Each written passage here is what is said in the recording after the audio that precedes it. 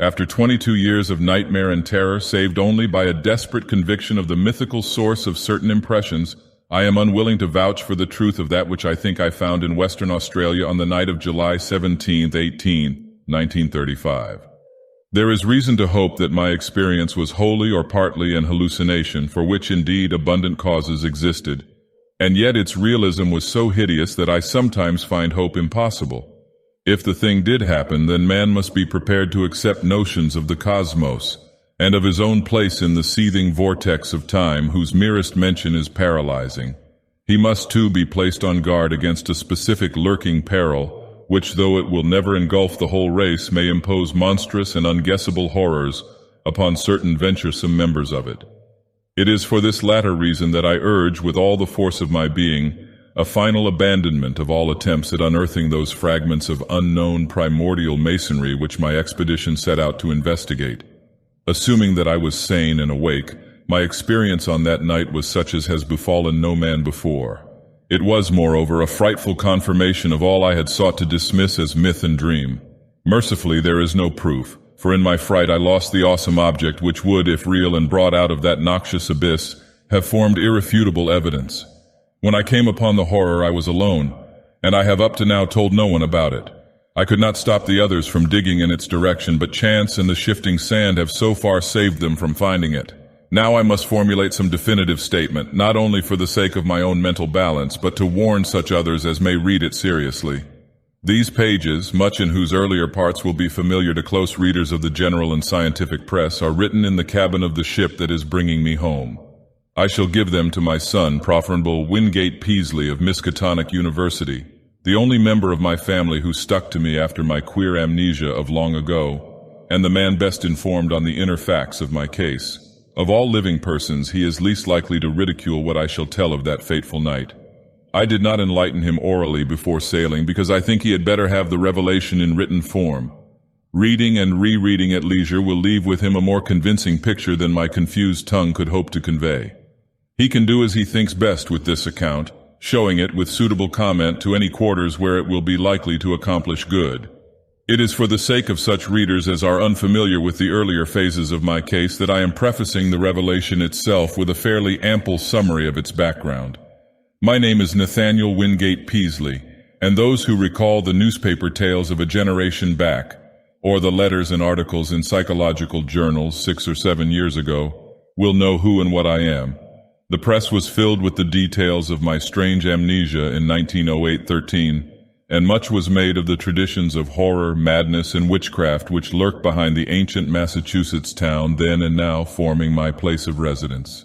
Yet I would have it known that there is nothing whatever of the mad or sinister in my heredity and early life. This is a highly important fact in view of the shadow which fell so suddenly upon me from outside sources.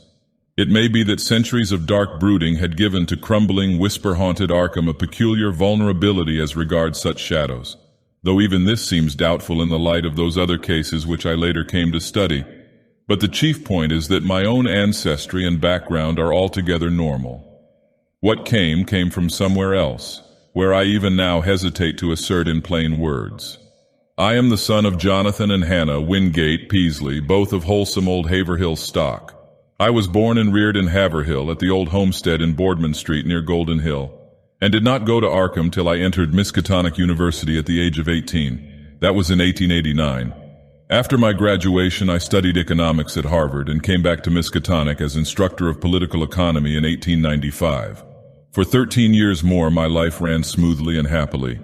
I married Alice Keyser of Haverhill in 1896, and my 3 children, Robert K. Wingate and Hannah, were born in 1898, 1900, and 1903, respectively. In 1898, I became an associate professor, and in 1902, a full professor. At no time had I the least interest in either occultism or abnormal psychology. It was on Thursday, May 14, 1908, that the queer amnesia came. The thing was quite sudden, though later I realized that certain brief, glimmering visions of several hours previous, chaotic visions which disturbed me greatly because they were so unprecedented, must have formed premonitory symptoms. My head was aching, and I had a singular feeling altogether new to me, that someone else was trying to get possession of my thoughts. The collapse occurred about 10:20 a.m. while I was conducting a class in Political Economy 6, history and present tendencies of economics for juniors and a few sophomores. I began to see strange shapes before my eyes and to feel that I was in a grotesque room other than the classroom. My thoughts and speech wandered from my subject, and the students saw that something was gravely amiss. Then I slumped down unconscious in my chair in a stupor from which no one could arouse me, nor did my rightful faculties again look out upon the daylight of our normal world for 5 years, 4 months, and 13 days. It is, of course, from others that I have learned what followed. I showed no sign of consciousness for 16.5 hours, though removed to my home at 27 Crane Saint and given the best of medical attention. At 3 a.m. May 15th, my eyes opened and I began to speak, but before long the doctors and my family were thoroughly frightened by the trend of my expression and language. It was clear that I had no remembrance of my identity or of my past, though for some reason I seemed anxious to conceal this lack of knowledge. My eyes gazed strangely at the persons around me, and the flexions of my facial muscles were altogether unfamiliar. Even my speech seemed awkward and foreign. I used my vocal organs clumsily and gropingly, and my diction had a curiously stilted quality, as if I had laboriously learned the English language from books. The pronunciation was barbarously alien, whilst the idiom seemed to include both scraps of curious archaism and expressions of a wholly incomprehensible cast. Of the latter one in particular was very potently, even terrifiedly, recalled by the youngest of the physicians 20 years afterward. For at that late period such a phrase began to have an actual currency, first in England and then in the United States, and though of much complexity and indisputable newness, it reproduced in every least particular the mystifying words of the strange Arkham patient of 1908. Physical strength returned at once, although I required an odd amount of re-education in the use of my hands, legs, and bodily apparatus in general. Because of this and other handicaps inherent in the mnemonic lapse, I was for some time kept under strict medical care. When I saw that my attempts to conceal the lapse had failed, I admitted it openly, and became eager for information of all sorts. Indeed, it seemed to the doctors that I had lost interest in my proper personality as soon as I found the case of amnesia accepted as a natural thing. They noticed that my chief efforts were to master certain points in history, science, art, language, and folklore, some of them tremendously abstruse and some childishly simple, which remained very oddly in many cases outside my consciousness. At the same time, they noticed that I had an inexplicable command of many almost unknown sorts of knowledge, a command which I seemed to wish to hide rather than display. I would inadvertently refer with casual assurance to specific events in dim ages outside the range of accepted history, passing off such references as a jest when I saw the surprise they created. And I had a way of speaking of the future which 2 or 3 times caused actual fright. These uncanny flashes soon ceased to appear, though some observers laid their vanishment more to a certain furtive caution on my part than to any waning of the strange knowledge behind them. Indeed, I seemed anomalously avid to absorb the speech, customs, and perspectives of the age around me, as if I were a studious traveler from a far foreign land. As soon as permitted, I haunted the college library at all hours, and shortly began to arrange for those odd travels and special courses at American and European universities, which evoked so much comment during the next few years. I did not at any time suffer from a lack of learned contacts, for my case had a mild celebrity among the psychologists of the period. I was lectured upon as a typical example of secondary personality, even though I seemed to puzzle the lecturers now and then with some bizarre symptom or some queer trace of carefully veiled mockery. Of real friendliness, however, I encountered little.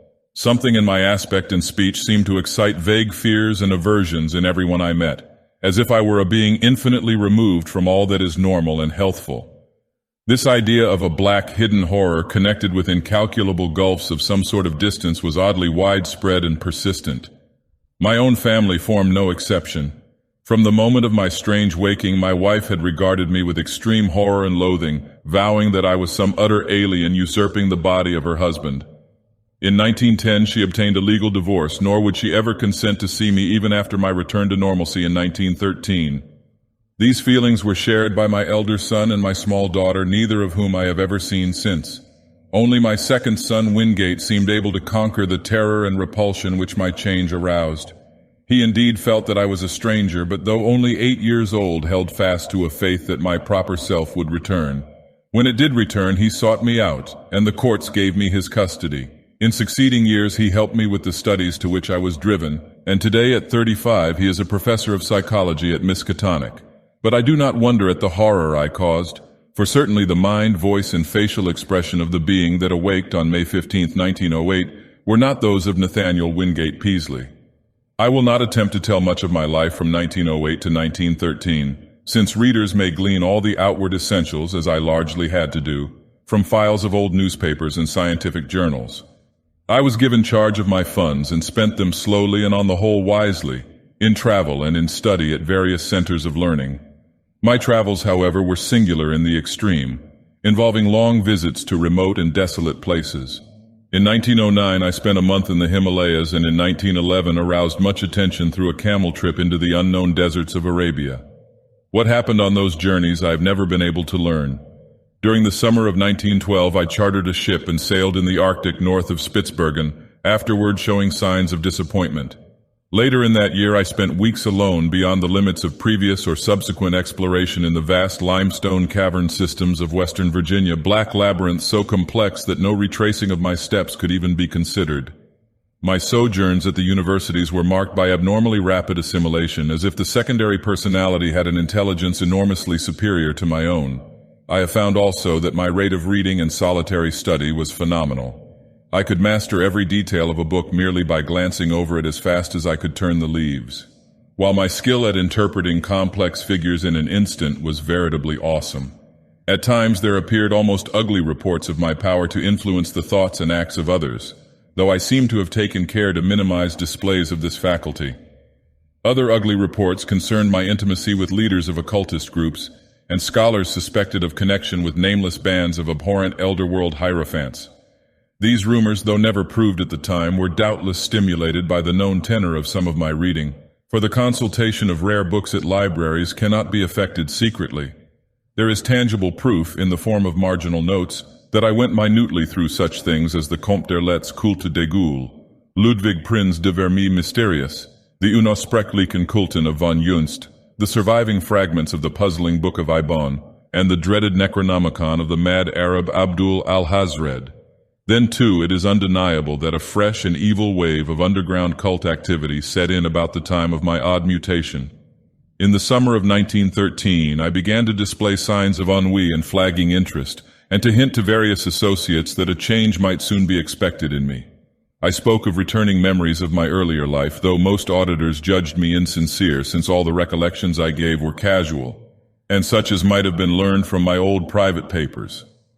About the middle of August, I returned to Arkham and reopened my long-closed house in Crane St.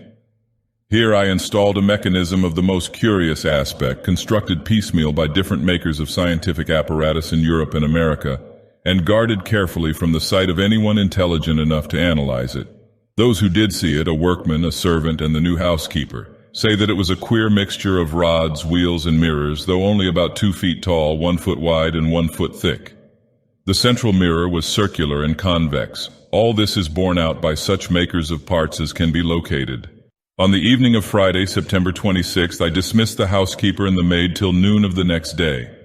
Lights burned in the house till late, and a lean, dark, curiously foreign-looking man called in an automobile. It was about 1 a.m. that the lights were last seen. At 2:15 a.m., a policeman observed the place in darkness, but with the stranger's motor still at the curb. By 4 o'clock, the motor was certainly gone. It was at 6 that a hesitant foreign voice on the telephone asked Dr. Wilson to call at my house and bring me out of a peculiar faint. This call, a long-distance one, was later traced to a public booth in the North Station in Boston, but no sign of the lean foreigner was ever unearthed. When the doctor reached my house, he found me unconscious in the sitting room, in an easy chair with a table drawn up before it. On the polished tabletop were scratches showing where some heavy object had rested. The queer machine was gone, nor was anything afterward heard of it. Undoubtedly, the dark, lean foreigner had taken it away. In the library grate were abundant ashes, evidently left from the burning of every remaining scrap of paper on which I had written since the advent of the amnesia. Dr. Wilson found my breathing very peculiar, but after an hypodermic injection it became more regular. At 11:15 a.m., September 27th, I stirred vigorously, and my hitherto mask-like face began to show signs of expression. Dr. Wilson remarked that the expression was not that of my secondary personality, but seemed much like that of my normal self. About 11:30 I muttered some very curious syllables which seemed unrelated to any human speech. I appeared too to struggle against something. Then just after noon, the housekeeper and the maid having meanwhile returned, I began to mutter in English. Of the orthodox economists of that period, Jevons typifies the prevailing trend toward scientific correlation. His attempt to link the commercial cycle of prosperity and depression with the physical cycle of the solar spots forms perhaps the apex of...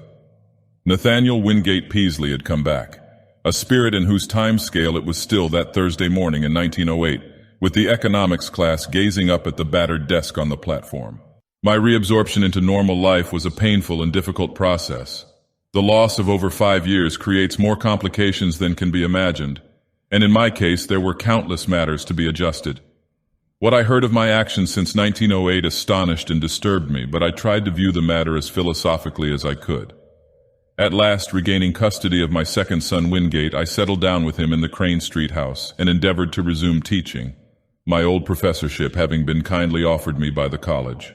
I began work with the February 1914 term and kept at it just a year.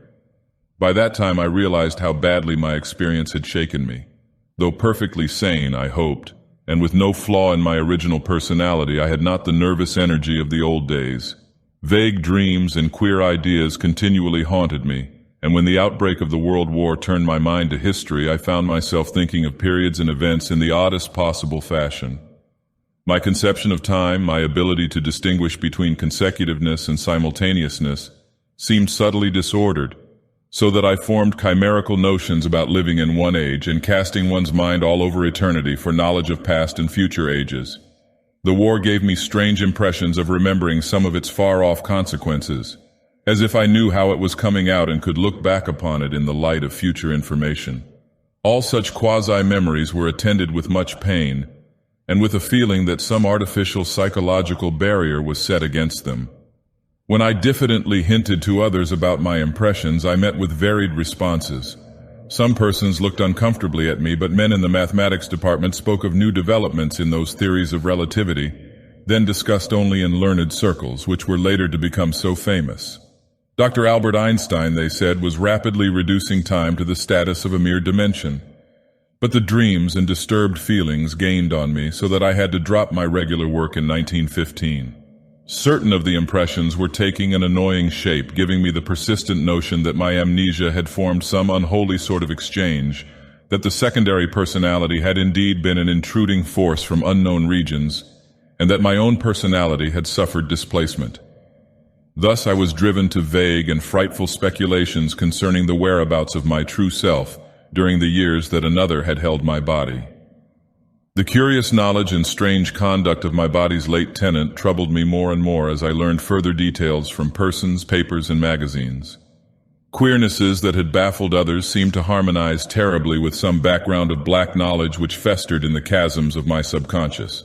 I began to search feverishly for every scrap of information bearing on the studies and travels of that other one during the dark years. Not all of my troubles were as semi-abstract as this. There were the dreams, and these seemed to grow in vividness and concreteness. Knowing how most would regard them, I seldom mentioned them to anyone but my son or certain trusted psychologists. But eventually I commenced a scientific study of other cases in order to see how typical or non-typical such visions might be among amnesia victims. My results, aided by psychologists, historians, anthropologists, and mental specialists of wide experience, and by a study that included all records of split personalities from the days of demoniac possession legends to the medically realistic present, at first bothered me more than they consoled me. I soon found that my dreams had indeed no counterpart in the overwhelming bulk of true amnesia cases. There remained, however, a tiny residue of accounts which for years baffled and shocked me with their parallelism to my own experience. Some of them were bits of ancient folklore. Others were case histories in the annals of medicine. One or two were anecdotes obscurely buried in standard histories. It thus appeared that while my special kind of affliction was prodigiously rare, instances of it had occurred at long intervals ever since the beginning of man's annals. Some centuries might contain 1, 2, or 3 cases, others none, or at least none whose record survived. The essence was always the same, a person of keen thoughtfulness seized with a strange secondary life and leading for a greater or lesser period an utterly alien existence typified at first by vocal and bodily awkwardness, and later by a wholesale acquisition of scientific, historic, artistic, and anthropological knowledge, an acquisition carried on with feverish zest and with a wholly abnormal absorptive power. Then a sudden return of the rightful consciousness, intermittently plagued ever after with vague, unplaceable dreams suggesting fragments of some hideous memory elaborately blotted out, and the close resemblance of those nightmares to my own, even in some of the smallest particulars, left no doubt in my mind of their significantly typical nature. One or two of the cases had an added ring of faint, blasphemous familiarity, as if I had heard of them before through some cosmic channel too morbid and frightful to contemplate. In 3 instances there was specific mention of such an unknown machine as had been in my house before the second change. Another thing that cloudily worried me during my investigation was the somewhat greater frequency of cases where a brief, elusive glimpse of the typical nightmares was afforded to persons not visited with well-defined amnesia. These persons were largely of mediocre mind or less, some so primitive that they could scarcely be thought of as vehicles for abnormal scholarship and preternatural mental acquisitions. For a second they would be fired with alien force, then a backward lapse, and a thin, swift-fading memory of unhuman horrors. There had been at least 3 such cases during the past half-century, one only 15 years before. Had something been groping blindly through time from some unsuspected abyss in nature? Were these faint cases monstrous, sinister experiments of a kind and authorship utterly beyond sane belief? Such were a few of the formless speculations of my weaker hours, fancies abetted by myths which my studies uncovered. For I could not doubt but that certain persistent legends of immemorial antiquity, apparently unknown to the victims and physicians connected with recent amnesia cases, formed a striking and awesome elaboration of memory lapses such as mine. Of the nature of the dreams and impressions which were growing so clamorous, I still almost fear to speak. They seemed to savor of madness, and at times I believed I was indeed going mad. Was there a special type of delusion afflicting those who had suffered lapses of memory? Conceivably, the efforts of the subconscious mind to fill up a perplexing blank with pseudo-memories might give rise to strange imaginative vagaries. This indeed, though an alternative folklore theory finally seemed to me more plausible, was the belief of many of the alienists who helped me in my search for parallel cases and who shared my puzzlement at the exact resemblances sometimes discovered. They did not call the condition true insanity, but classed it rather among neurotic disorders. My course in trying to track it down and analyze it, instead of vainly seeking to dismiss or forget it, they heartily endorsed as correct according to the best psychological principles. I especially valued the advice of such physicians as had studied me during my possession by the other personality. My first disturbances were not visual at all, but concerned the more abstract matters which I have mentioned. There was, too, a feeling of profound and inexplicable horror concerning myself. I developed a queer fear of seeing my own form, as if my eyes would find it something utterly alien and inconceivably abhorrent. When I did glance down and behold the familiar human shape in quiet gray or blue clothing, I always felt a curious relief, though in order to gain this relief I had to conquer an infinite dread. I shunned mirrors as much as possible and was always shaved at the barber's. It was a long time before I correlated any of these disjointed feelings with the fleeting visual impressions which began to develop. The first such correlation had to do with the odd sensation of an external artificial restraint on my memory. I felt that the snatches of sight I experienced had a profound and terrible meaning, and a frightful connection with myself, but that some purposeful influence held me from grasping that meaning and that connection. Then came that queerness about the element of time, and with it desperate efforts to place the fragmentary dream glimpses in the chronological and spatial pattern. The glimpses themselves were at first merely strange rather than horrible. I would seem to be in an enormous vaulted chamber whose lofty stone groinings were well nigh lost in the shadows overhead. In whatever time or place the scene might be, the principle of the arch was known as fully and used as extensively as by the Romans. There were colossal round windows and high arched doors and pedestals or tables each as tall as the height of an ordinary room. Vast shelves of dark wood lined the walls, holding what seemed to be volumes of immense size with strange hieroglyphs on their backs. The exposed stonework held curious carvings, always in curvilinear mathematical designs, and there were chiseled inscriptions in the same characters that the huge books bore. The dark granite masonry was of a monstrous megalithic type, with lines of convex-topped blocks fitting the concave-bottomed courses which rested upon them. There were no chairs, but the tops of the vast pedestals were littered with books, papers, and what seemed to be writing materials, oddly figured jars of a purplish metal, and rods with stained tips. Tall as the pedestals were, I seemed at times able to view them from above. On some of them were great globes of luminous crystal serving as lamps, and inexplicable machines formed of vitreous tubes and metal rods. The windows were glazed and latticed with stout-looking bars. Though I dared not approach and peer out them, I could see from where I was the waving tops of singular fern-like growths. The floor was of massive octagonal flagstones, while rugs and hangings were entirely lacking. Later I had visions of sweeping through cyclopean corridors of stone and up and down gigantic inclined planes of the same monstrous masonry. There were no stairs anywhere, nor was any passageway less than 30 feet wide. Some of the structures through which I floated must have towered into the sky for thousands of feet. There were multiple levels of black vaults below and never-opened trapdoors, sealed down with metal bands and holding dim suggestions of some special peril. I seemed to be a prisoner, and horror hung broodingly over everything I saw. I felt that the mocking curvilinear hieroglyphs on the walls would blast my soul with their message were I not guarded by a merciful ignorance. Still later, my dreams included vistas from the great round windows and from the titanic flat roof with its curious gardens, wide barren area and high scalloped parapet of stone, to which the topmost of the inclined planes led. There were almost endless leagues of giant buildings, each in its garden, and ranged along paved roads fully 200 feet wide. They differed greatly in aspect, but few were less than 500 feet square or 1,000 feet high. Many seemed so limitless that they must have had a frontage of several thousand feet, while some shot up to mountainous altitudes in the gray, steamy heavens. They seemed to be mainly of stone or concrete, and most of them embodied the oddly curvilinear type of masonry noticeable in the building that held me. Roofs were flat and garden-covered and tended to have scalloped parapets. Sometimes there were terraces and higher levels and wide cleared spaces amidst the gardens. The great roads held hints of motion, but in the earlier visions I could not resolve this impression into details. In certain places I beheld enormous dark cylindrical towers which climbed far above any of the other structures.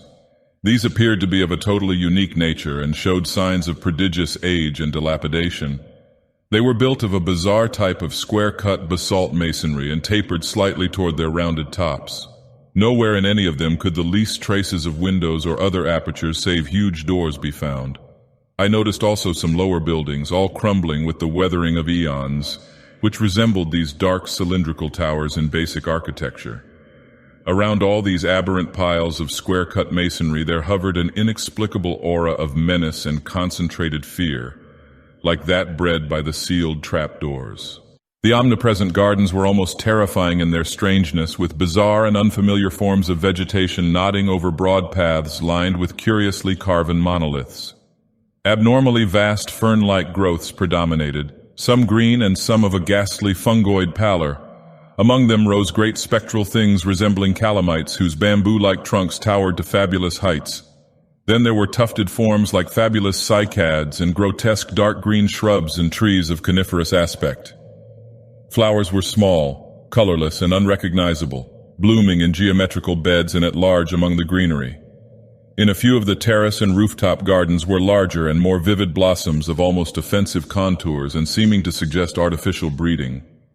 Fungi of inconceivable size, outlines, and colors speckled the scene in patterns bespeaking some unknown but well-established horticultural tradition. In the larger gardens on the ground there seemed to be some attempt to preserve the irregularities of nature, but on the roofs there was more selectiveness and more evidences of the topiary art.